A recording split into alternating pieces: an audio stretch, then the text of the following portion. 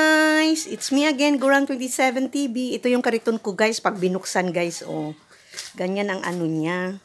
Ganyan ang ano diyan sa ilalim ilagay ang mga gamit ko guys. Yung kaya lang ang bitbitin ang ilalagay. Yung iba pinamigay na guys kay para walang ano. Wala na akong intindihin. Yan ang ano dito guys. Yung mga gamit lang. Tapos isira yan siya yung sa ibabaw ng ano. Medyo may kabigatan lang siya guys.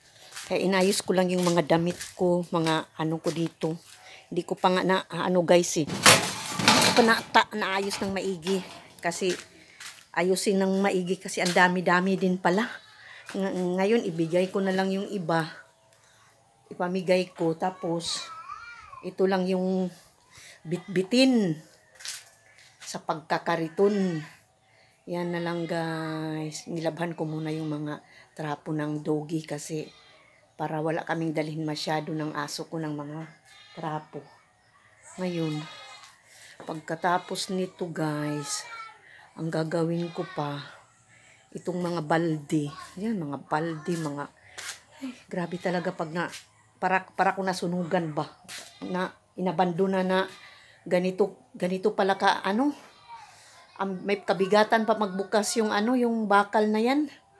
Iangat mo talaga, mali kasi medyo mali pagkagawa eh, pero wala na tayong magawa, nagawa na eh. Kaya tiisin na lang ganyan. Tapos kasyahin na lang ang ano. Ang problema ko, si Pujik. Paano ka, Jik? Anong gawin natin sa'yo, Jik? Ha? Saan kita ilalagay, Jik? Ito, nagkalat pa. Ayusin pa natin para magkasya talaga dito. Yung iba, yung mga kaldero, mga ano, pamigay ko na lang para ito mga kaldero, mga ano rito. Pamimigay na lang lahat guys.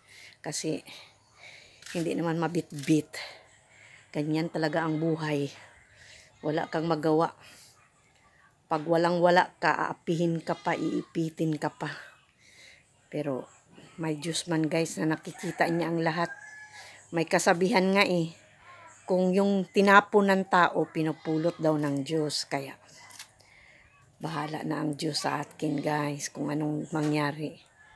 At least nakikita naman yung katotohanan kung anong ginawa sa akin. Wala naman akong kasalanan. Kasalanan ko bang maging matanda ako?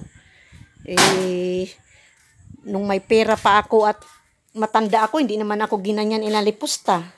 Ngayon na wala na akong kinikita, masakit na ako sa mata. Kaya, hindi pa nakuntinto sa pag-abuso, dinispat siya pa. Yan ang hirap dito. Kaya, sana sundan mo ako sa journey ko guys ha, sa uulitin.